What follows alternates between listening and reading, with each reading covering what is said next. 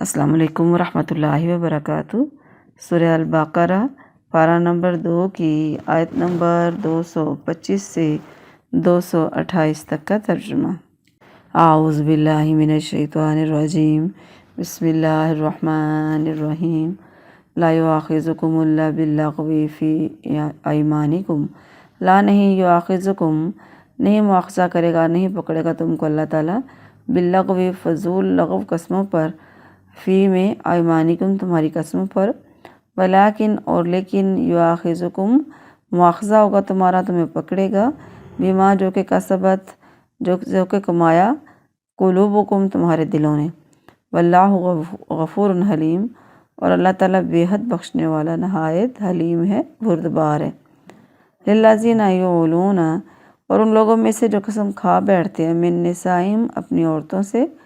تربصوا وہ انتظار کریں، اربعۃ اشہر 4 مہینے، فَإِنْ فَاؤوا پس اگر وہ رجوع کر لیں، فَإِنَّ اللَّهَ غفور الرحیم تو بے شک اللہ بے حد بخشنے والا نہایت رحم والا ہے۔ وَإِنْ عَزَمُوا اور اگر وہ پختہ ارادہ کر لیں طلاق کا، فَإِنَّ اللَّهَ سَمِيعٌ عَلِيمٌ تو بے شک اللہ تعالیٰ سب کچھ سننے والا، سب کچھ جاننے والا ہے۔ وَالْمُطَلَّقَاتُ اور طلاق والی عورتیں، یتربصن انتظار کریں، بِأَنفُسِہِنَّ اپنی جان کے ساتھ، اپنے آپ کے ساتھ، ثلاثۃ قروء 3 حیض، ثلاثہ 3 قروء حیض، 3 حیض تک، ولا یحل اور نہیں حلال، لہن ان کے لیے، ان یکتمن کہ وہ چھپائیں، ما خلق اللہ جو اللہ نے پیدا کیا، فی میں ارحامہن ان کے پیٹوں میں، ان کی رحموں میں، ان اگر کننا وہ عورتیں ہیں، یؤمنون باللہ ایمان رکھتی اللہ پر، والیوم الآخر اور آخرت کے دن پر، وبعولتہن اور ان کے خامد، ان کے شوہر، احق زیادہ حق رکھتے ہیں، بردہن ان کو لوٹانے کے، یا ان سے انہیں واپس لینے کے، فی میں ذالک اس میں، ان اگر ارادو اگر انہوں نے ارادہ کیا ہے، اصلاحاً صلح کا، وَلَهُنَّ اور ان عورتوں کے لیے، مثلو ایسے ہی ہے، اللہ زی جو کہ علیہن ان پر، بالمعروف معروف طریقے سے، وَلِلرِّجَالِ یعنی عورتوں کو عورتوں پر بھی اسی طرح حق ہے، اور لِلرِّجَالِ اور جیسے مردوں کے لیے، علیہن ان پر مردوں کو، علیہن درجہ ان پر مردوں کو ان پر ایک درجہ حاصل ہے، واللہ عزیز حکیم اور اللہ تبارک سب پر غالب کمال حکمت والا ہے۔ بامحاورہ ترجمہ، اللہ تمہیں تمہاری قسموں میں لغو میں نہیں پکڑتا، بلکہ تمہیں اس پر پکڑتا ہے جو تمہارے دلوں نے کمایا، اور اللہ بے حد بخشنے والا نہایت بردبار ہے۔ ان لوگوں نے جو اپنی عورتوں سے قسم کھا لیتے ہیں، 4 مہینے انتظار کرنا ہے، پھر اگر وہ رجوع کر لیں تو بے شک اللہ بے حد بخشنے والا نہایت رحم والا ہے، اور اگر طلاق کا پختہ ارادہ کر لیں تو بے شک اللہ سب کچھ سننے والا اور سب کچھ جاننے والا ہے۔ اور وہ عورتیں جنہیں طلاق دی گئی ہے، اپنے آپ کو 3 حیض تک انتظار میں رکھیں، اور ان کے لیے حلال نہیں کہ وہ چھپائیں جو اللہ نے ان کو رحموں میں پیدا کیے، اور اگر وہ اللہ اور یوم آخرت پر ایمان رکھتی ہیں، اور ان کے خاوند اس مدت میں انہیں واپس لینے کے زیادہ حقدار ہیں، اگر وہ معاملہ درست کرنے کا ارادہ رکھتے ہوں، اور معروف طریقے کے مطابق ان عورتوں کے لیے اسی طرح حق ہے جیسے ان کے اوپر ہے، اور ان کے اوپر حق ہے، اور مردوں کو بھی ان پر ایک درجہ حاصل ہے، فضیلت میں ایک درجہ مردوں کو ان کے اوپر حاصل ہے، اور اللہ سب پر غالب اور کمال حکمت والا ہے۔ السلام علیکم ورحمۃ اللہ وبرکاتہ۔ سورہ البقرہ پارہ نمبر 2 کی آیت نمبر 225 سے 228 کی تفسیر۔ اعوذ باللہ من الشیطان الرجیم، بسم اللہ الرحمن الرحیم۔ رب اشرح لی صدری ویسر لی امری واحلل عقدۃ من لسانی یفقہوا قولی رب زدنی علما۔ لا یؤاخذکم اللہ باللغو فی ایمانکم، لغو قسموں سے مراد وہ قسمیں ہیں جو بغیر نیت کے عادت کے طور پر ایسے زبان سے نکل جاتی ہیں۔ ایسی قسموں پر کسی قسم کا کفارہ یا سزا نہیں ہے، لیکن بہرحال کوشش کرنی چاہیے کہ ایسے ہر وقت قسمیں نہیں کھانی چاہیے۔ تو اس میں جو بات بتائے گی وہ یہ کہ جو قسمیں دل کے ارادے سے کھائی جائیں گی اللہ کی قسم میں، مثلاً بندہ کہتا ہے اللہ کی قسم میں یہ کام ضرور کروں گا یا نہیں کروں گا، اور پھر اس کی خلاف ورزی کرتا ہے، تو ان پر کفارہ ہے۔ مگر کوئی انسان جان بوجھ کر جھوٹی قسم کھائے کہ میں نے یہ فلاں کام جو ہے کیا یا نہیں کیا، تو یہ کبیرہ گناہوں میں سے شامل ہے۔ اس کا کفارہ کیا ہے؟ اس کا کفارہ نہیں ہے صرف ندامت یعنی شرمندگی محسوس کرنا، یا پھر آئندہ ایسا نہ کرنے کا عہد کرنا، اور استغفار ہی اس کا علاج ہے۔ اسے کیا کہتے ہیں؟ یعنی قسم کھا لی ہے تو اس کو جان بوجھ کر جھوٹی قسم کھا لی، تو یہ غلط چیز ہے۔ تو آگے آیت نمبر للذین یؤلون 227، یہ آیت اس کو الہ بھی بولتے ہیں، آیت الہ۔ الہ کا مطلب ہے کہ مرد قسم کھا لے کہ وہ اپنی بیوی سے جماع نہیں کرے گا، پھر اگر یہ قسم 4 ماہ سے یا اس سے کم مدت کی کھائی ہو تو اسے اپنی قسم پوری کرنے کا اختیار ہے۔ اگر وہ مدت پوری کر کے اپنی بیوی سے تعلق قائم کر لے تو اس پر کوئی کفارہ نہیں ہوگا، اور اگر اس مدت کے سے پہلے تعلق بحال کر لے تو پھر قسم کا کفارہ دینا ہوگا۔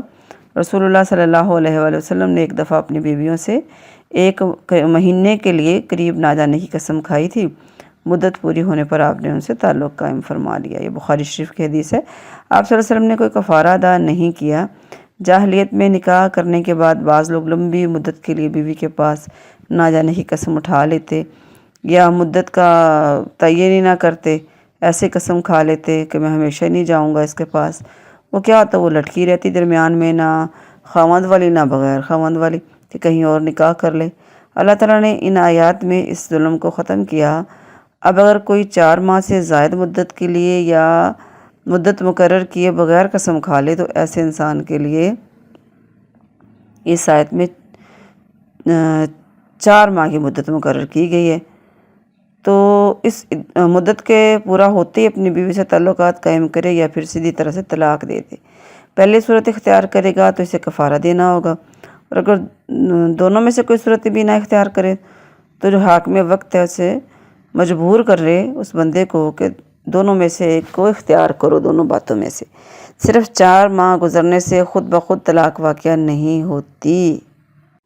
آیت نمبر 228، والمطلقات یتربصن بانفسہن ثلاثۃ قروء، اگر خاوند اپنی بیوی کو طلاق دے دے تو وہ فوراً اس سے جدا نہیں ہوتی، بلکہ اسے کچھ مدت انتظار کرنا پڑتا ہے، جس کے اندر خاوند جو ہے اس سے رجوع کر سکتا ہے، اور اس مدت کے گزرنے کے بعد عورت آزاد ہے۔ وہ یعنی اس مدت میں اس کو ہم کہتے ہیں طلاق رجعی، یعنی رجوع کرنے کا جو وقت ہوتا ہے، جس سے کیا ہوتا ہے پھر مدت گزر گئی ہے، عورت آزاد ہوتی ہے، وہ وقت گزر جائے تو جس سے چاہے نکاح کر لے۔ اس مدت کو کیا کہتے ہیں؟ عدت۔ مسئلہ یہ کہ اگر کوئی خاوند جماع کے بعد اپنی عورت کو طلاق دے اور اسے حیض نہ آتا ہو تو اس کے لیے کیا ہے؟ عدت 3 مہینے ہے، اور اگر حاملہ ہے تو وضع حمل یعنی حمل سے فارغ ہو جائے، چاہے اگلے دن ہی ہو جائے یا اسی دن ہی ہو جائے جس دن خاوند جو ہے وہ طلاق دے، یا پھر مثلاً جتنے دن بھی لگ جائے۔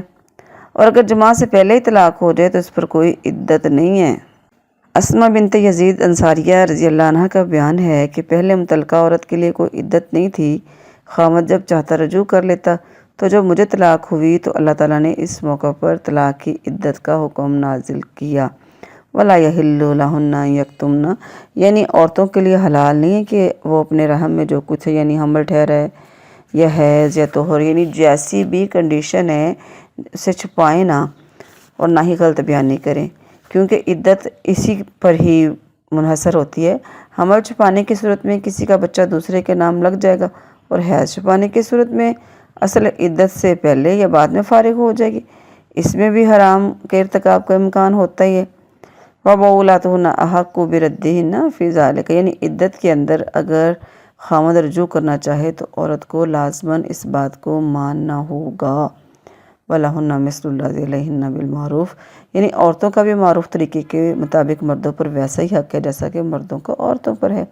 جابر رضی اللہ عنہ بیان کرتے ہیں کہ رسول اللہ صلی اللہ علیہ وآلہ وسلم نے ارشاد فرمایا،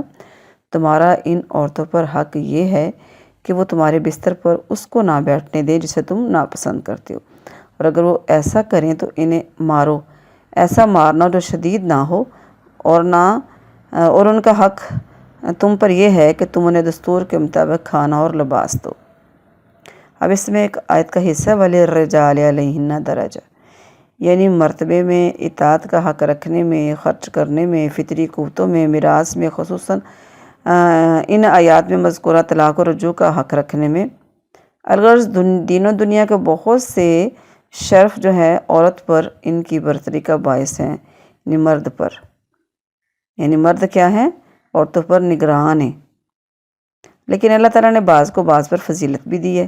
میں بچوں کو نا ایسے سمجھاتی ہوں، بعض بچیاں نا جو زیادہ پڑھ لکھ جاتی ہیں پھر وہ اعتراض کرتی ہیں کہ ایسا کیوں ہے کہ مرد کو ہم پر کیوں فضیلت حاصل ہے، ایک درجہ حاصل ہے۔ تو میں انہیں کہتی ہوں بھی کاپی پینسل نکالو، آپ بھی بہنیں جو سن رہی ہیں ذرا نکالیے گا، ایک پیج لے لیجئے گا اور اس پہ آپ نے اب کیا کرنا ہے، پینسل لے لیں، پیج لے لیں، اب اپنے درمیان میں، بالکل پیج کے درمیان میں ایک لائن کھینچ دینی ہے۔ تو آپ نے ایک سائڈ پہ، مطلب سوال ہے، پیپر ہے، اگر وہ 30 نمبر کا پیپر ہے، مثال کے طور پر 30 نمبر کا پیپر ہے، فی سوال 10 نمبر کے ہیں، تو آپ نے ایک سائڈ پہ مطلب 30 نمبر اوپر لگا لینے، 30 ایک دوسری سائڈ پہ لگا لینے۔ اب آپ نے دیکھنا ہے جو پہلے والا سوال تھا، پہلے والا سٹوڈنٹ ہے وہ اس کا ایک خانہ ہے، دوسرا سٹوڈنٹ کا دوسرا خانہ ہے۔ تو پہلے سٹوڈنٹ کو پہلا سوال اچھا آتا تھا، تو دوسرے سٹوڈنٹ جو ہے اس کو پہلا سوال اچھا نہیں آتا تھا،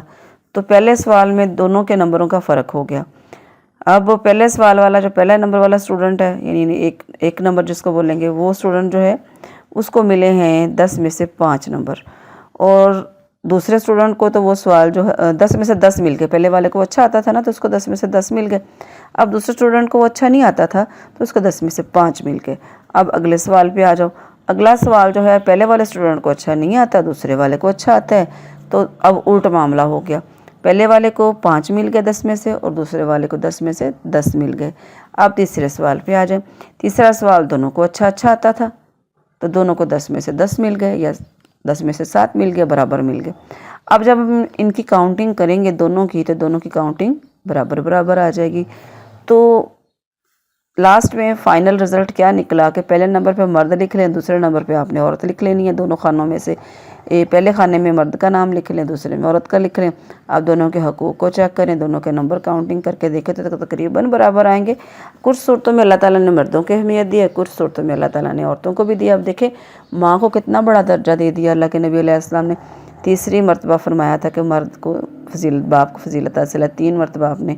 عورت کو کہا، ماں کو فضیلت حاصل ہے۔ تو کوئی بات نہیں، اس میں اعتراض کرنے کی ضرورت ہی نہیں ہے، اللہ تعالیٰ کے سارے کاموں میں حکمت ہے،